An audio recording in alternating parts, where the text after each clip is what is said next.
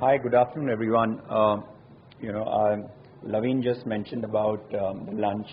I'm going to push it a little bit further and probably borrow another 15 minutes before we guys let each other off for a good lunch.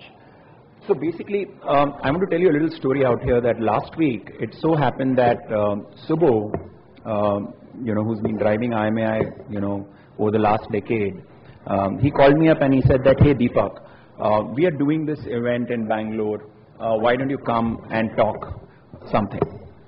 So I told him that, hey, okay, let me figure out my schedule, and I would love to really participate here. The next thing I did was I looked up at the agenda, and I looked up, the kind of topics which were covered. So I saw my friend Neeraj talking about the state of mobile advertising, my friend Anuj on a fireside chat, and then I found Lavin talking about the mistakes of mobile marketing. I also found some interesting panel discussions. The next thing I told Subbo is that, hey Subbo, is there something left for me to speak? Why do you want to call me? Do you think I can really add value here? Bang came the response from him, and he told me that, hey Deepak, you know what? You as an entrepreneur have been running a large mobile media business since the beginning of 2010. And we've seen the country going through a big shift since 2010. So why don't you just touch upon a point which says that, for you as an entrepreneur, what keeps you going? What keeps you on the toes? Boom, I had an answer. I quickly said that yes, the one keyword which struck me was disruption. And I found my topic. So ladies and gentlemen, I am here today to present to you, my topic is disrupt. Go out and disrupt or get disrupted. So let me begin with first addressing where we are today.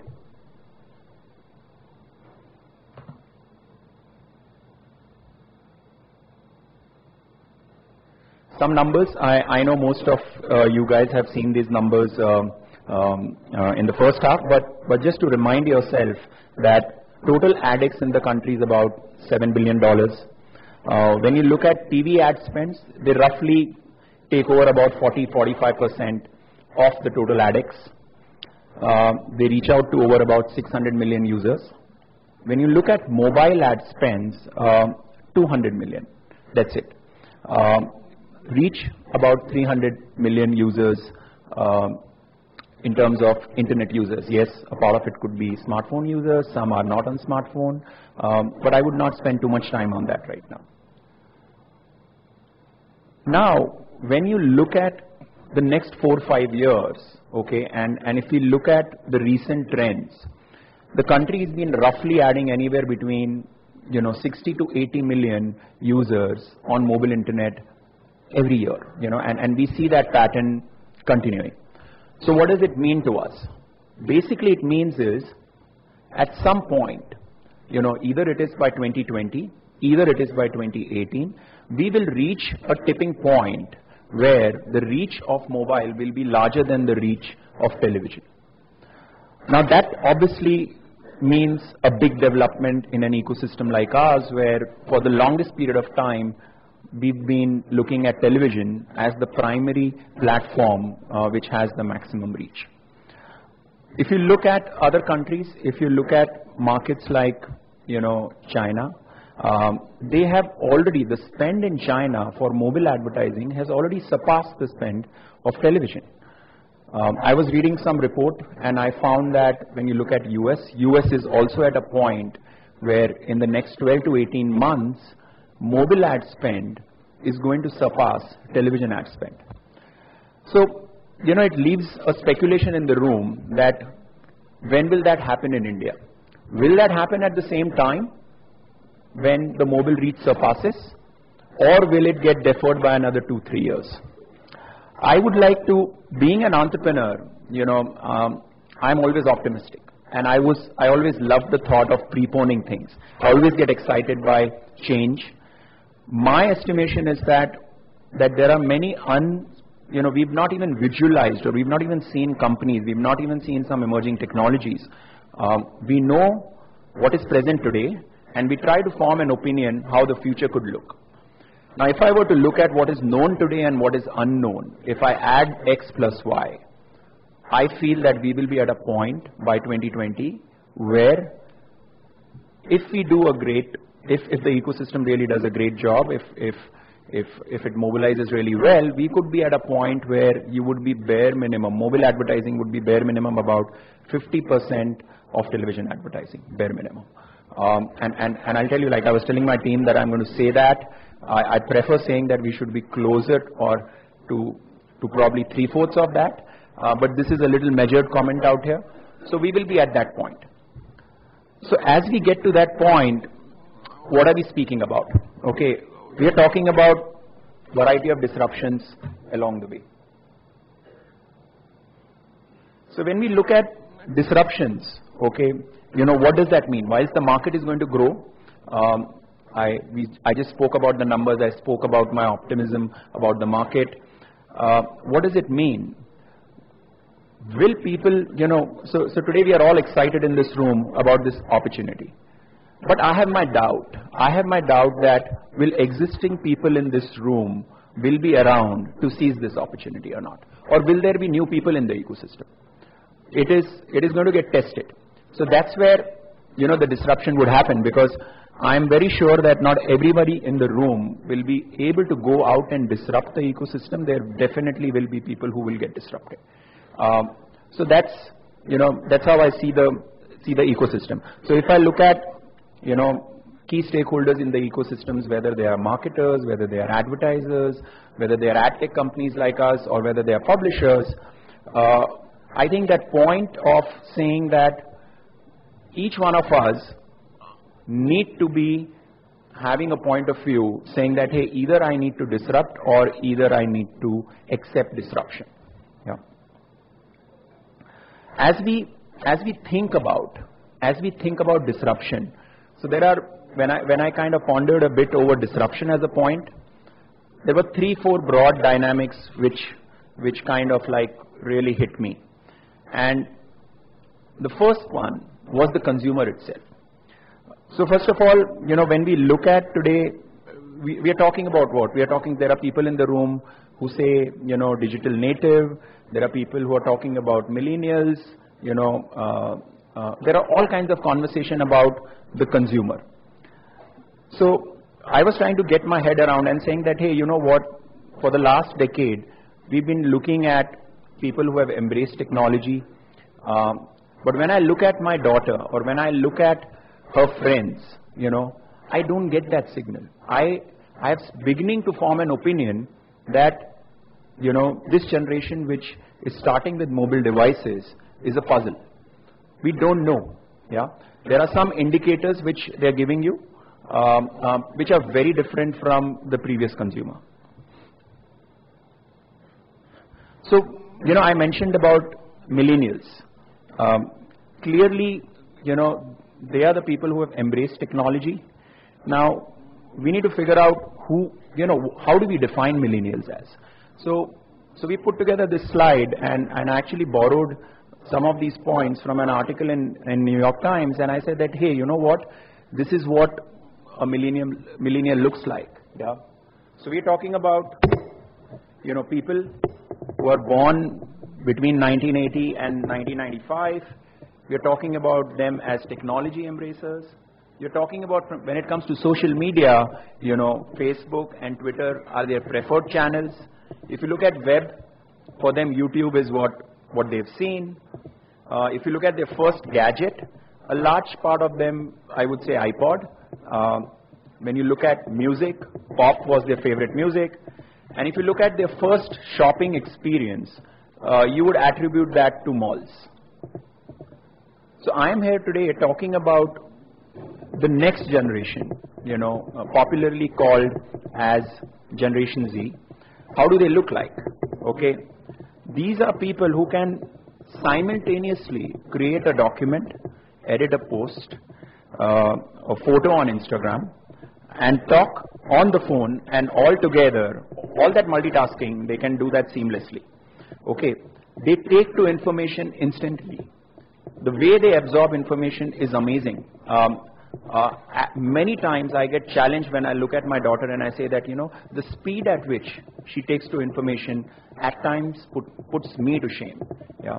At the same time, what I notice is they lose interest very quickly. It is very hard. Nothing settles down. Okay, it comes, it sticks, and it disappears. Yeah. So that's the kind of generation we are talking about. Okay. They're people who are born between 1996 2010. Popularly, we are classifying them today as digital natives. Their preference of social media is not Facebook, it's Snapchat. I personally believe that for this generation, Facebook will not be the platform where they would engage on social media. When you look at Webstar, they prefer Vine over YouTube. When you look at their first gadgets, clearly smartphones, tablets, I see them that's their experience point. They're beginning their experience there. When you look at music, their preference is EDM over pop. When you talk about shopping to them and their first shopping experience to them, interestingly, it is mobile apps. You know, they don't like the idea of going to a mall. My daughter, there again, she's 10, and she conveniently says that, hey, why should I go out to a mall and waste my time, which I know what I want, and I can pick it up, and I would rather spend time enjoying with my friends or socializing, but not go to a mall. Yeah. So this is the first disruption which is going to happen when it comes to consumer. Yeah. Interesting point. With this, I'll move to the other dynamic. So as we all try to understand the consumer, the next thing we have is basically a changing ecosystem. We're going to have different people participating in this ecosystem. I mentioned earlier on that people who exist in the room may or may not exist to seize the mobile marketing opportunity. So who are we talking about? You know, recently we've seen video OTT players getting very active. So far, social has been a primary platform to draw ad dollars, or marketers prefer that, but very quickly video OTT players, because I mentioned my colleague, someone from Sony made a point about content, and I really feel that yes, content and mobile will emerge as a very different opportunity. Today we can't imagine the size of that opportunity. Who else? There again, now we've recently seen large marketplace platforms, people going to shop there, whether it's a Flipkart or a Snapdeal, them eager to participate in the mobile advertising or the mobile marketing ecosystem. These platforms again would become fairly interesting opportunities for marketers to leverage on. Last but not the least, you know, then we look at a distraction like telecom and OEM.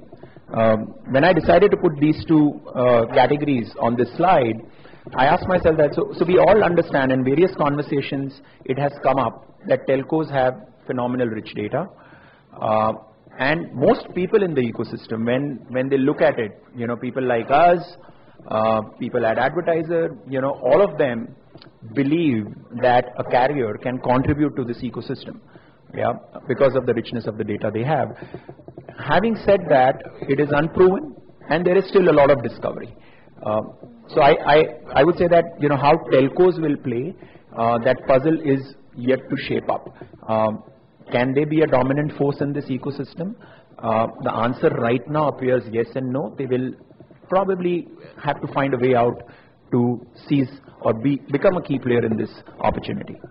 When you talk to OEMs, I talk to my friends in the OEM category, they proudly believe that they are the largest out-of-home media. Yeah. They believe that so many devices are going out to so many people. Why can't we be that? Yeah. So there again, I see signs, I see ambitions of people like them trying to participate.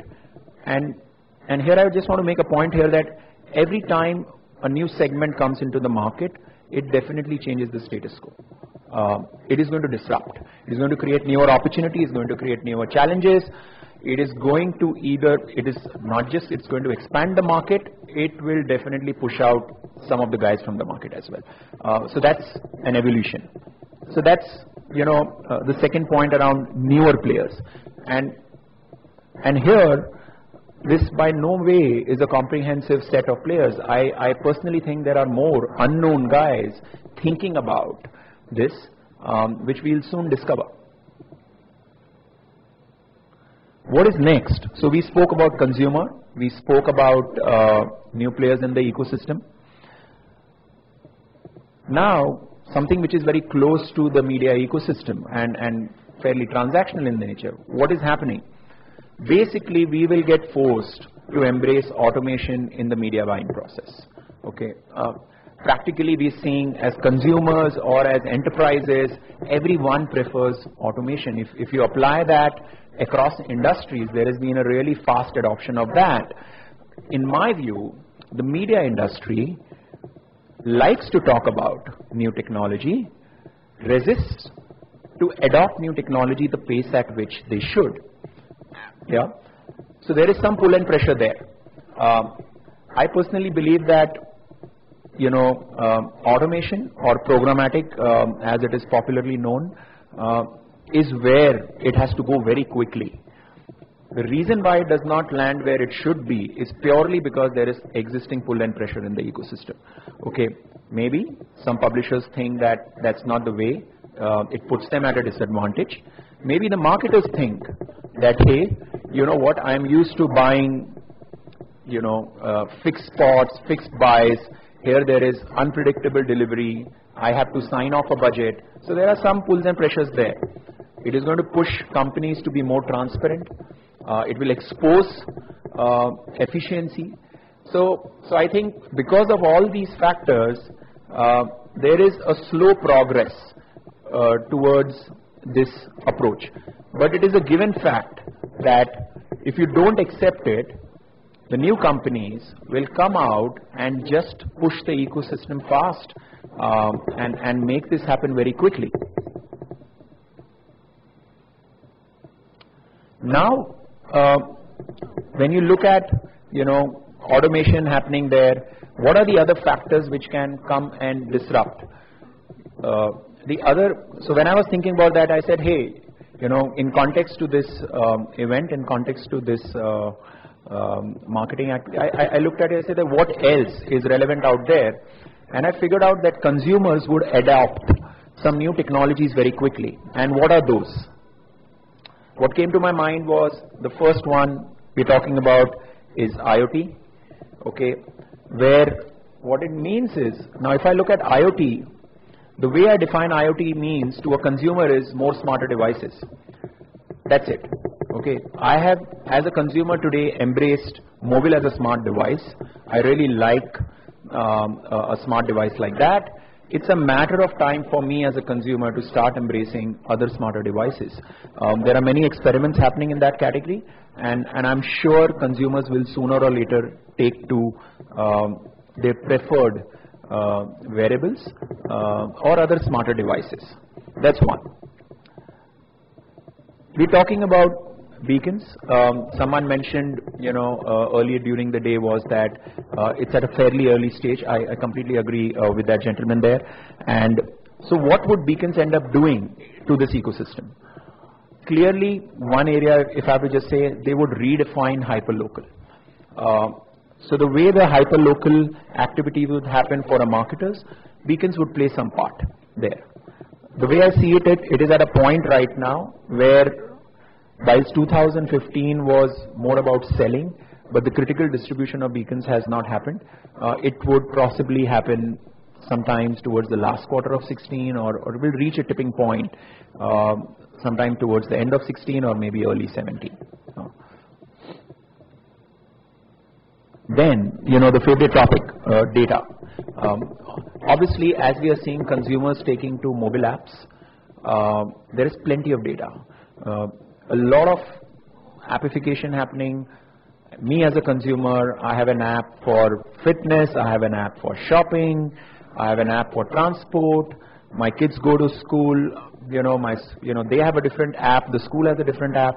All of this is nothing but places where you're leaving your data sets.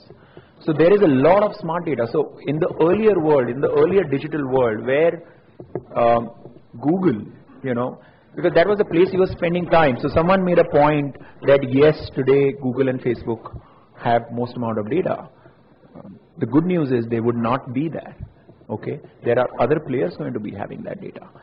So they have one form of data. Data is not going to be a priceless, asset restricted to a fewer companies in this form of digital world. You're going to find data being everywhere. The key challenge there would be that who's using that data smartly.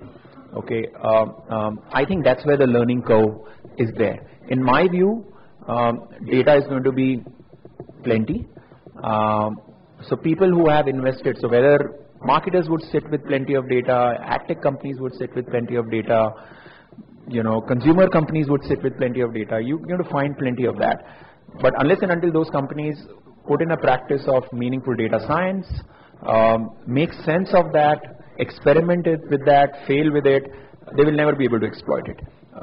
So I think there, companies who can go ahead and experiment, put some learning budgets there, go with that mindset, they will gain significantly out of that. So, what I mentioned is these are all the possible disruptions, which we are looking at the future and we are saying that, hey, mobile marketing, consumer reach, massive, great. In a way, we are all blessed. We are all blessed that we are a part of this revolution. But clearly, there again, in order to kind of really make or seize the opportunity, I think most of us, most companies, if I were to just say that, most companies will have to really figure out newer ways to exist. They will have to break down their organization structures. They will have to create new titles within the organizations. I recently met a friend of mine who's joined Mahindra and he leads their digital initiative. He made a very interesting point. He made a point and he said, Deepak, we have hired a guy who's a COO. And he said, so my reaction was, so what's new? He said, you know what that means? It means the chief offline to online officer. Okay. When I heard that, I stood up and I said, wow, I like it. You're talking about a group like Mahindra saying that I have a guy who's a chief offline to online officer.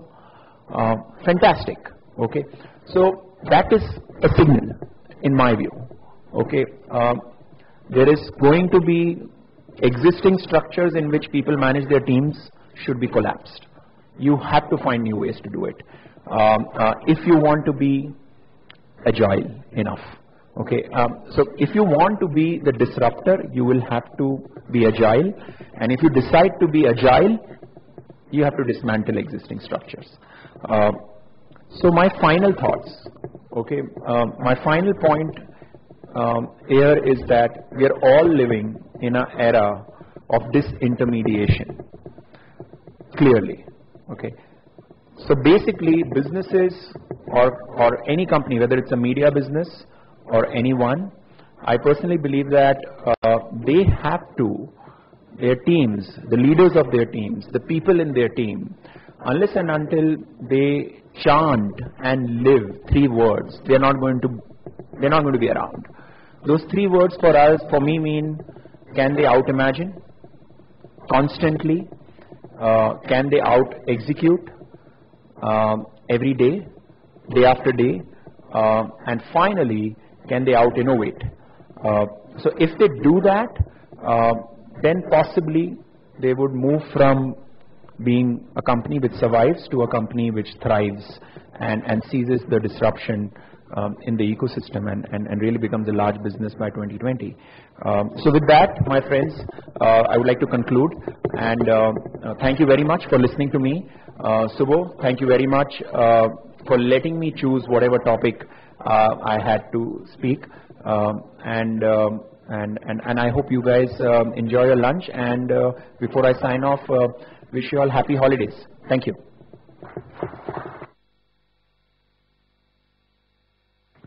Sure. Thank you very much, Mr. Deepak. And now for the most awaited session, we break till lunch now. And we'll break for 45 minutes. We will get back here for the last panel discussion. Thank you.